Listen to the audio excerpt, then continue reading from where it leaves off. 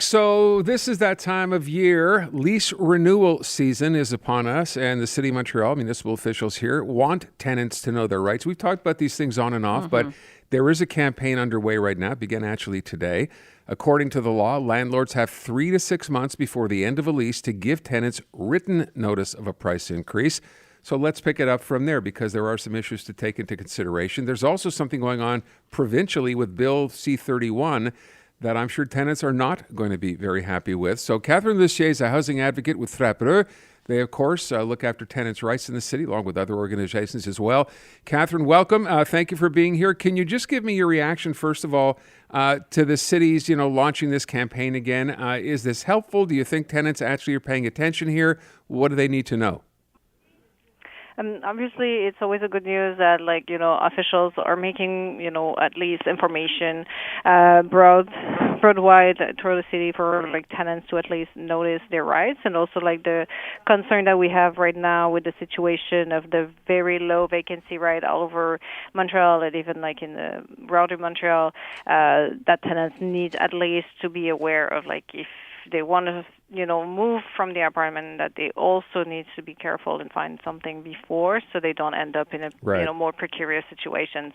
But also that they can refuse their rent increase if they think it's abusive and also stay in the apartment. It's one of the messages that is really important here to pass through. So can we touch on that? I think that's the part that we really need to focus on. So I just mentioned, yes, you need to, as a landlord, give 3 to 6 months notice. If you are that tenant and you don't agree or you want to stay, what are your options? What should you do? So one of the first thing that we would say is you can contact the nearest housing committee to help maybe to have an idea if the increase you receive is actually important or not. Obviously, if you consider that, or if the increase is really too much abusive, or I would not say necessarily abusive, but that is too much of according to what the law is normally permitted, then the tenant has the right to refuse the rent increase and stay in his apartment. It has to send a notice or an answer to the landlord a month after receiving the notice of increase. Can I ask how that notice has to be given? We know with repossession, last time we spoke to you about that, everything has to be done by registered mail, right? But that's not the case, is it, with rent increase? What's the best way to give notice? How do you have to do that? Is the same. The best way will have to have a notice or something that proves that the landlord have received the notice, and is the same most normally also for the landlord, that it normally has to have a proof that the tenant has received it.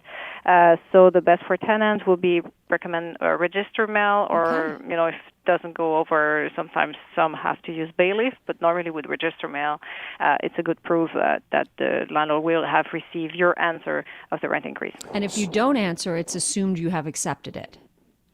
Exactly. So if you don't answer or you pass, obviously, the month for answering, then it will be assumed that you accepted the increase. So that's why it's really important for tenants to answer. And also, especially when you're actually not agreeing with the increase, so to answer, it's really crucial here.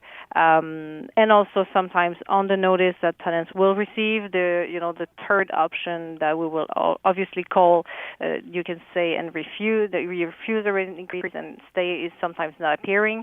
It is, even if it doesn't appear legally, they have the right to stay. And obviously, it's important for tenants that wants to move, they have the same delay to mention it. So when you receive a rent increase, it's also the moment for tenants that wants to move. It will need to, at the moment in the month receiving that letter, mention to this landlord if he wants or not to move of his apartment. All right, so 2 things I want to ask. Number one, so yes, registered letter, let everybody know. But before you even get to that, you can sit down and have a discussion with your landlord, right? It doesn't have to right away go to the tribunal. So maybe that's step 1. Yeah, definitely. If you arrive to an agreement, what it will also be important is that something is written, because at the moment that the landlord has sent a notice, he has approved that he sent a notice. If you don't answer, if everything is just orally says that, I'm agreeing on this increase, but then nothing is being written at the same time, then the tenants could be at the end of the 1st of July the landlord could come back and then they have nothing to So protect themselves. So get it everything in writing. needs to be written. Okay. Yeah. And number two, with respect to how much increases are, we were talking about tax bills before, how crazy they're going to be for a lot of landlords this time around. What should you expect? What's being accepted in terms of rent hikes this year? Between what and what percent?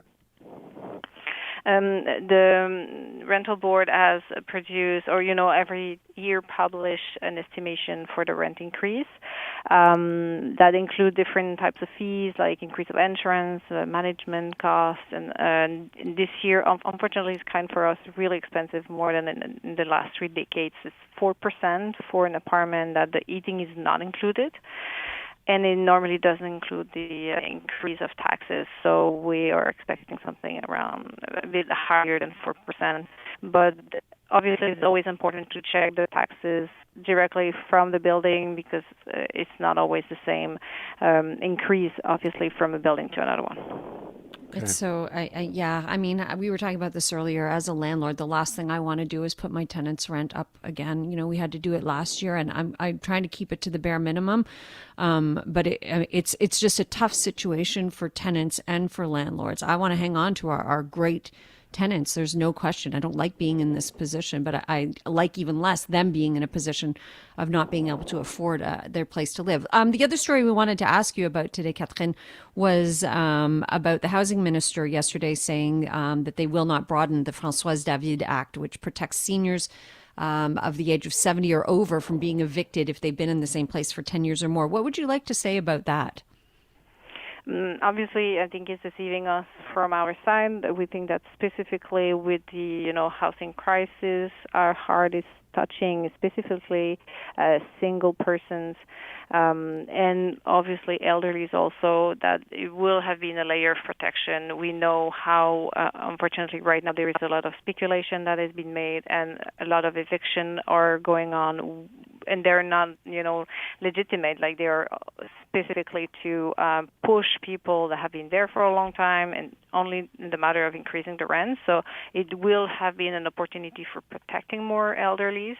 And we know that, unfortunately, for some of them, they have been there for 15, 20 years, and they don't pay a really high rent. So they are at really high risk also to end up in more precarious situations, sometimes even in homelessness. So we think it's really, an occasion, another opportunity that it's falling under the minister possibility to do something, and again, that is just send away instead of really targeting what this bylaw should be about.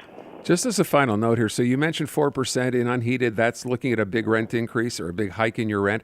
But then I'm reading here, am I wrong, that landlords, if you factor in tax increases, which all are going to have to deal with, and repairs, we could be looking, between 6 and 10% for rent hikes? Unfortunately, it could. Obviously, all depends. The issue with the taxes increase, as I mentioned earlier, we have Montreal, City of Montreal always produce the average of all the different neighborhoods, right, and also from the City of Montreal. So we know that it was around, I think, between 4% and a bit higher depending where you're living. So, but unfortunately, if you include also repairs that have been done, it could go around the 5-6%. So we know that for a lot of tenants that are really, it's difficult to end up the end of the month and still having some money in your pocket. These increases are going to be really difficult and might also, again, push more people not maybe being able to pay their rent because nothing else has increased, especially for people with on welfare, that their increase is definitely not following these types of increase. And then we're just ending up of more people in poverty, and then we're just, continuing the cycle of poverty. And the minimum wage going up only 50 cents. So, Catherine, I want to thank you so much. Appreciate the time today.